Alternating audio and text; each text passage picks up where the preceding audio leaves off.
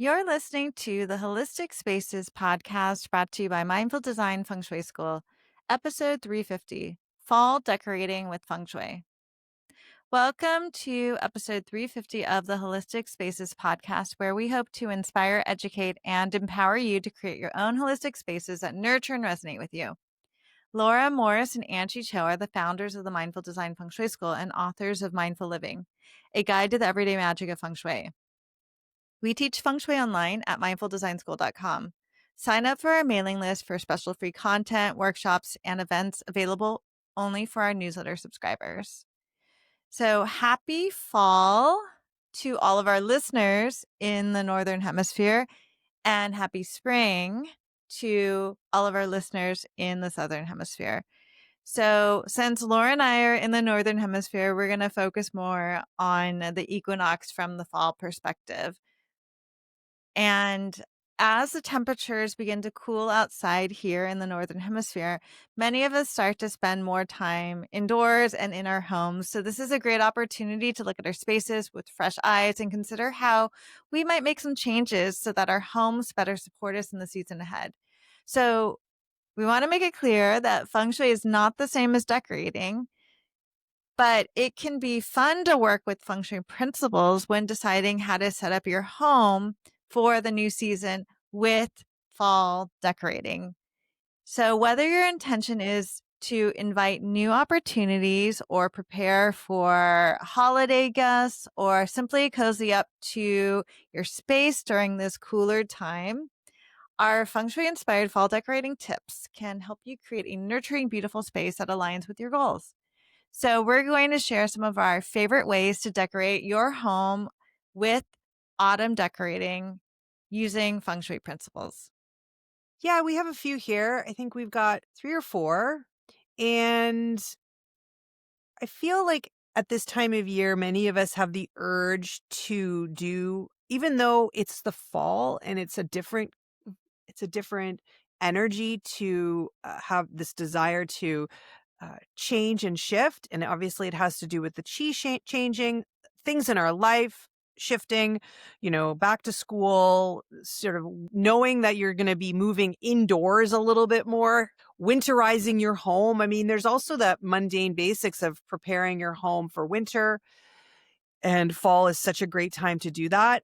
So there is this urge to refresh, and it's different than the spring version to refresh, right? So it's almost a prep rather than a refresh, like I'd say. It's a looking inward and looking at the spaces in your home and how you can make them feel protected, make yourself feel like you're more contained when the winter comes, but also making sure that the space when you're spending all that time in the fall and in the winter is really supportive. So we pulled a few different tips that we thought you could do that you could add a little bit of a feng shui spin. The first one would be looking at your front entrance and your front door and doing first the work around that. Sometimes there's some maintenance needs to be done, especially if the winter's coming. And so that's one thing you'd want to do. I think, and something that people often don't look at as much, but it's incredibly important from a feng shui standpoint, as well as just a safety standpoint, is looking at the quality of the walk up to your front door, making sure that it all is able to, when things get a little bit less nice weather-wise, that you're going to be okay. So repairing steps or anything like that, because you have to imagine the energy that you want to invite, and you want to invite that energy year round, right? You don't want to just do it, in springtime or whatever. You still want that energy to be coming in regardless of the time of year. If, for example, the walk up to that front door, that all important front door, which in feng shui we call the mouth of qi, because that is where the bulk of the energy is entering. If the walk up to that front door is compromised somehow, either it's not easy or it's maybe even a little bit dangerous or precarious in some way, you want to get that fixed because that's going to impact the opportunities that come in. But then you can layer on that the decor part of it, right? The decorating part of it, the welcoming part of it. Because as I said, you still want to be able to welcome in opportunities and energy, even when it's a more yin time of year, right? It's not the spring, it's not the summer, it's a bit cooler, it's a bit quieter energy, but that's okay. You can still welcome it in. And by using more festive, if for lack of a better word, or autumnal decor, there's something about those. And we'll talk a little bit also about color later, but maybe mindfully or really thoughtfully looking at adding something to your front door. It could be, seasonal. You can go to that market. You can go to your grocery store. You can see what's offered. I prefer to go with natural elements. I actually do have a wreath that I bring out every year that is handmade, and I store it away, that has the fall colors in it. So your objective is to bring in color, bring in seasonal, clear the way, because you want to imagine inviting guests into your home, because this time of year also is a time when, there's holidays are going to start, happening depending on where you live. In Canada, we have our celebration in early October, which is more of basically it's like a harvest fest slash Thanksgiving. It really thankful for the harvest. And so that's a big thing for us. So we really do take a lot of time to sort of spend the time to prepare our home to welcome in guests. So I would say ask yourself a few questions before you get started. Can you see your entrance clearly? Can you walk up to your entrance easily? Do you feel welcome? Would your guests therefore feel welcome? And if you answered yes to these, questions, then, you're on the right track. So do a little bit of an audit, take a look and see that sometimes we think of refreshing or doing stuff for your front as a springtime thing, but maybe pivot and see about using it for the fall as well.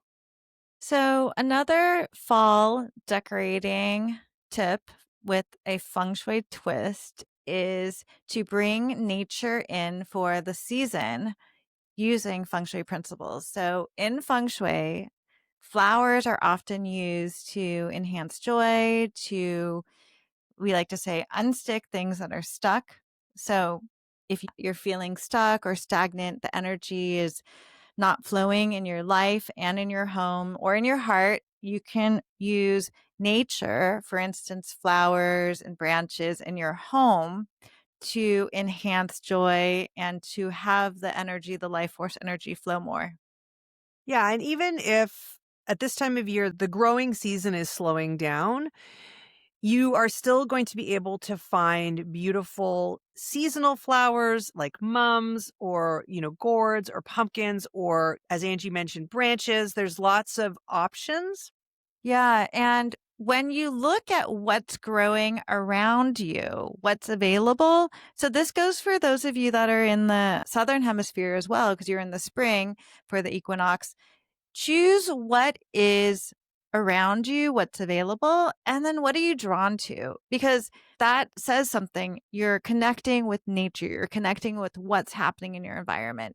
So choose those flowers that you're drawn to, whether they're mums, maybe they're gourds, like Laura said, maybe they're branches, maybe it's even some beautiful branches of beautiful autumn leaves that are starting to turn. There's so many different botanicals that you can bring into your home, and then you can place them in a vase, cut them, put them in some water. A good place to put these, it sort of follows on my last point, is why don't you try putting it in the entryway? That's a really great place. It speaks to that same idea of you're going to invite in the energy. You're going to spend this time on your front door, your steps, making sure everything's okay. And you're going to then, once you open the door, it is going to greet you. It's going to greet your guests so that each time you come home, you are going to feel that boost. You can also choose another area of your home if you're looking for one. The center is also a good option. So if you feel your home needs a little bit of boost, bring in these natural elements. So the next point is the theme of welcoming in friendship, having more gatherings. If this is something you want to do, I think that's important. Some people are like, I'm good. I just want to be quiet this fall and just hang out with my cat and my books and my tea. That might be just me saying that. So, but it can be a really great time to invite people into your life, more people. People are less busy in the fall. Like summer, everyone's off doing things, it feels like outside. And fall and autumn, moving into winter, is just such a great time. You're coming inside. It's such a great time for gatherings. So, if you want to connect with friends and loved ones a little bit more, one thing you can do from a feng shui standpoint is take some time to focus on the dining room, or if you don't have a dining room, you could look at the eating area as a whole. But the dining room, that I hate to say traditional dining room, but let's call it the dining table, the place where you gather for meals, not necessarily your counter or standing over your sink. So obviously this is somewhere you intentionally gather with others, a community, friends, family. That area is connected with friendships. It is connected with community. And the more time you sort of spend on nurturing that area in feng shui, you're setting an intention to bring more people into your life, to strengthen friendships. And one additional thing you can do is take note of how much you're seating or how many chairs that you have for these potential guests. There's no right number, right? You could have 2 because you want to invite one other person, but you could have 4 or, et cetera, et cetera. How sorry, what is the scope, or how big do you want your circle to be that you're bringing people into your home and feeding them, or, entertaining? So, looking at the seating and looking at whether or not you've got this sort of designated area for these gatherings is a really important part of increasing or fostering more friendships. Our last suggestion for fall decorating with feng shui is loaded with 3 additional points. So we Mhm. can play with the 5 elements. So in feng shui, we work with the 5 elements: water, wood, fire, earth, and metal. And each element is connected to many things. For instance, color, a season, but most importantly, each element has specific energetic qualities that vary between the 5, right? So for our fall decorating, we're going to talk about 3 of them: the metal element, the earth element, and the fire element. So I'll start with the metal element. So this time of year in the Northern Hemisphere, the autumn, the fall, is the metal element. It's related to this season. So metal element is naturally heightened. Metal element has the qualities of cool, cold energy. It's more rigid. So you could think about like scissors or a sword. Metal is much more rigid and it's contracting. It's the energy of kind of moving in, just like we do when we embrace sweater weather and we stay home more. So you may notice this energy as your life in your life as a desire to turn your focus inward and to get things in order for the colder months ahead. As as we embrace fall, next comes winter. So we're preparing for that time. And so we can work with this natural increase in metal energy in the fall by paying attention to how it shows up in our homes and our lives. So we can embrace the qualities of the autumn, of this metal season, by mindfully inviting metal into our home. That's one way, especially if you need a little bit more refinement, more precision, more beauty, more joy in your life, and a little bit more order and organization. That this is a good time for that in the metal element season. So a really simple way to bring in metal element into your home is to decorate with the color. And the color of metal element is white. You could do white, off-white, light gray, creams, really like that light, close to white color. And that might mean maybe it's time for a fresh coat of paint on the walls or a new set of crisp white bedding. Or you can maybe start with a brand new white notebook with brand new white pages in front of you, or maybe you start a new painting that's a brand new white canvas. So, it's up to you. And alternatively, you can bring in the metal element with metallic colors like gold, silver, copper, and bronze, or metallic objects like decor objects like a metallic planter, a metal vase, a metal frame or metal bells. So the sky's the limit there. The next element that you could invite into your home in the fall is earth element. Earth element supports metal energy. So, in the cycles that are the system of the five elements, there is a system of sort of creation and support. And so, earth element supports metal. And so, it's kind of nurturing for this time of year. Also, earth element plays to this time of year a little bit energetically as well. It's about nurturing, it's about stability. And it's also connected with entertaining or caring for others or, feeding others. So there's that the whole energy around it. And you can incorporate more earth into the decor by adding super simple, just adding ceramics or earthenware pieces. Again, these are all things that are done mindfully. You have gone out, you've spotted something you like, you're really connected to it, and you bring that into your home. Anything that you have, like a material that comes straight from the earth, is also a really great way to bring that energy in. So a crystal, the one that, a crystal that you get from the earth. As I mentioned before, maybe you've decided to stay in and curl up with, a good book. So maybe buying yourself, really spending a nice time to find a nice ceramic mug, a nice new mug, teacup, or a mug. It's made of earthenware. So maybe even it's got the colors involved, which we'll talk about in a sec.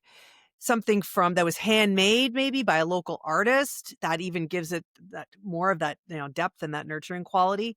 You could also bring in a decorative same thing, like a clay planter or terracotta pot with house plants in it.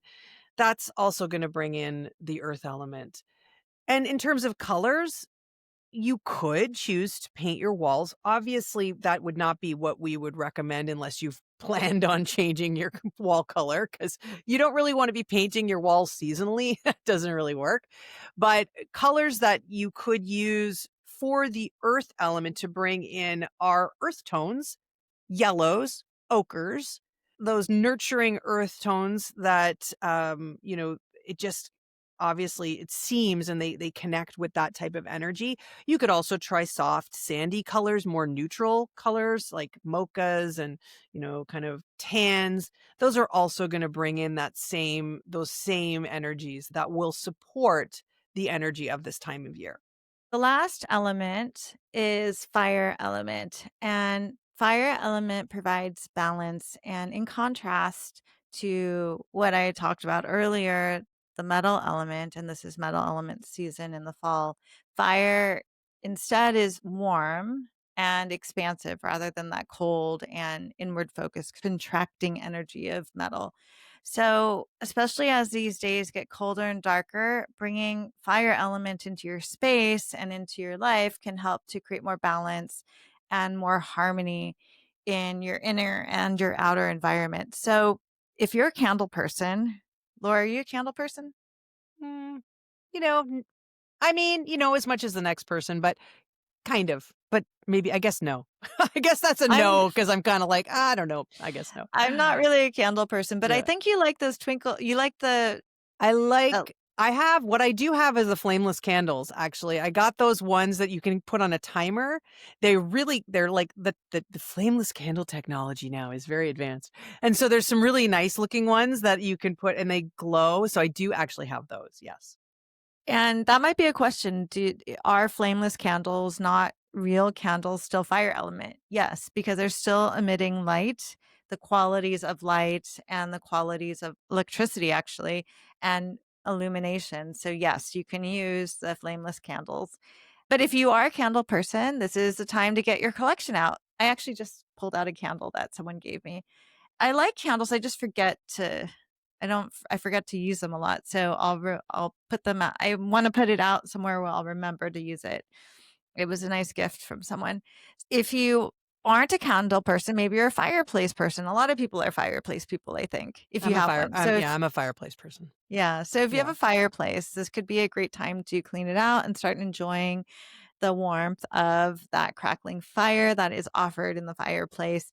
And of course, if you're using real fire, make sure you're following your safety precautions. And you don't have to use real fire though. Again, you can use lighting. So that's why the flameless candles still qualify from a feng shui perspective, because lighting is fire element. So whether it's that battery operated flameless candle, a beautiful sconce that you have on a dimmer or a table lamp, or a light source that has a kind of warm glow, or twinkle lights, whatever works for you, it can go a long way in adding some warmth and brightness into your home, especially in the darker evenings.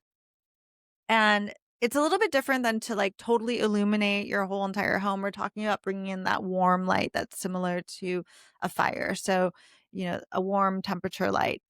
Another option is you can also use the fire element when you're decorating with color. So the color of fire is red, orange, like a fiery orange. So you can try warming up your home decor with a touch of fire. So like you can warm up your sofa or an armchair with a cozy orange red throw, or you can place an accent of some autumn leaves that you may have collected. Maybe you create a little collection or arrangement, or even just one. You could frame one and make it beautiful. Or, if you go back to our suggestion about bringing in flowers, maybe you bring in some like fiery red and orange dahlias, or mums into your home to bring in that fire element. So we hope that all of you will embrace this season of fall with all of our fall decorating feng shui tips. And be sure to also check out our mailing list. You can join our mailing list, mindfuldesignschool.com/join, or look in the show notes to sign up for our mailing list. We just had a autumn equinox gathering.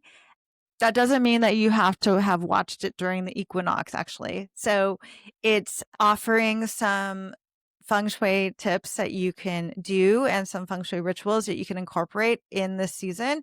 And we even have a free PDF that accompanies it, and you'll receive that regardless if you're on our newsletter list. So make sure you join our newsletter, mindfuldesignschool.com/join. We'll have the replay available for that autumn gathering for, I think, through the month of probably through the fall. We'll keep it up. And then when it's not helpful anymore because the fall's past, we'll take it away. But be sure to check out that downloadable PDF if you're on our newsletter list. So thank you so much for listening to this podcast. And you can tune in every Monday for a new episode. You can share our podcast with others and check out our certification course that's now open for enrollment. We will also have a mini course available soon to welcome the year of the fire horse. And we do that right around American Thanksgiving through the Lunar New Year. So that's a really potent time. So we have a special course that we do annually. Anyway, the best way to learn all about this is to actually join our mailing list, because we have everything in our newsletter. So again, you can visit our mailing list, or you can join our mailing list by going to mindfuldesignschool.com/join. Okay, we'll see you next week.